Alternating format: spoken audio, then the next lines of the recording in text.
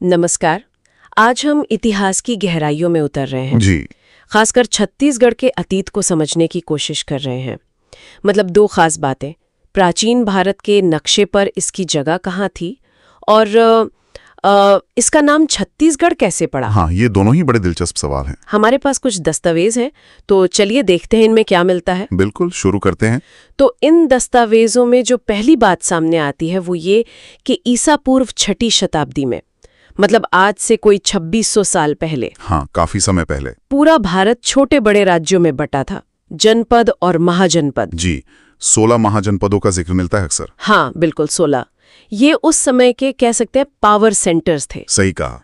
ये प्राचीन भारत के शुरुआती राज्य या गणराज्य थे। यहीं पर राजनीतिक सामाजिक गतिविधियां केंद्रित थीं। और यहीं पर छत्तीसगढ़ की कहानी जुड़ती है ना। जी हाँ, स्रोतों में जिक्र है कि इन 16 में से एक था चेदी महाजनपद। चेदी महाजनपद, हाँ, और उसकी राजधानी शुक्तिमती बताई जाती है। शुक्तिमती, हाँ। और खास बात यह कि दस्तावेज बताते हैं आज का जो छत्तीसगढ़ का क्षेत्र है वो उसी चेदी महाजनपद का एक अहम हिस्सा था। अच्छा, तो ये तो एक सीधी कड़ी मिल गई। हाँ, ये एक महत्वपूर्ण कनेक्शन है।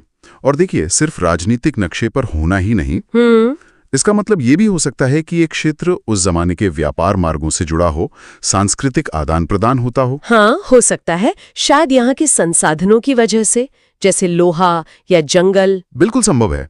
तो ये छत्तीसगढ़ को सिर्फ एक अलग थलग इलाके की तरह नहीं, बल्कि प्राचीन भारत के बड़े राजनीतिक और आर्थिक ढांचे का हिस्सा दिखाता है। ठीक है, तो राजनीतिक जुड़ाव तो चेदी महाजनपद से समझ आता है, पर ये नाम छत्तीसगढ़ ये कैसे पड़ा? हाँ, नाम पर ना दो बिल्कुल अलग अलग विचार मिलते हैं स्रोतों में। अच्छा, पहली क्या है? पहली कहानी जुड़ी है पुरातत्वविद डी हीरालाल से। डी हीरालाल, उन्होंने क्या कहा? उनका मानना है कि ये नाम असल में चेदिसगढ़ से बना है। चेदिसगढ़ मतलब चेदियों का गढ़। जी, चेदियों का गढ़ या किला।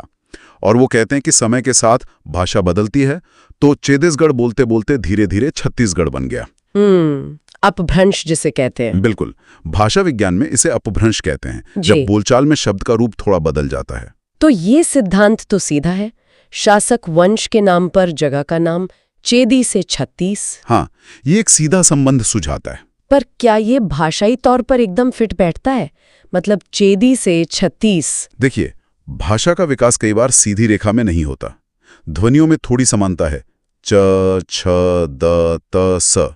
गढ़ तो है। हाँ, गढ़ तो है। तो ये मुमकिन है, सदियों में ऐसे बदलाव आ सकते हैं, ये एक संभावना है। ठीक है, अब दूसरी कहानी पर आते हैं।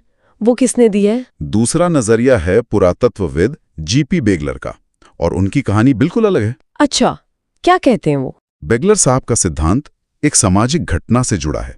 उनके मुताबिक प्राचीन मगध मतलब आज का बिहार, पटना के आसपास? हाँ, वहां के राजा थे जरासंध।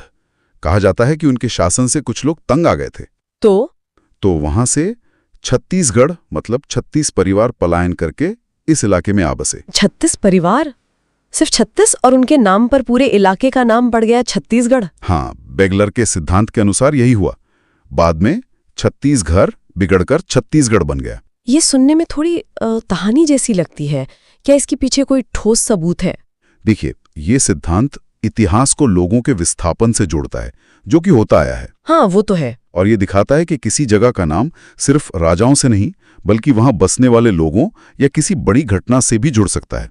छत्तीसगढ़ से छत्तीसगढ़ बनना भी भाषा के बदलाव का उदाहरण हो सकता है। लेकिन सिर्फ 36 परिवारों के नाम पर इतना बड़ा क्षेत्र? हाँ, ये सवाल जायज है। इस सिद्धांत को और पुख्ता करने के लिए शायद और ज्यादा पुरातात्विक या ऐतिहासिक साक्ष्य चाहिए होंगे।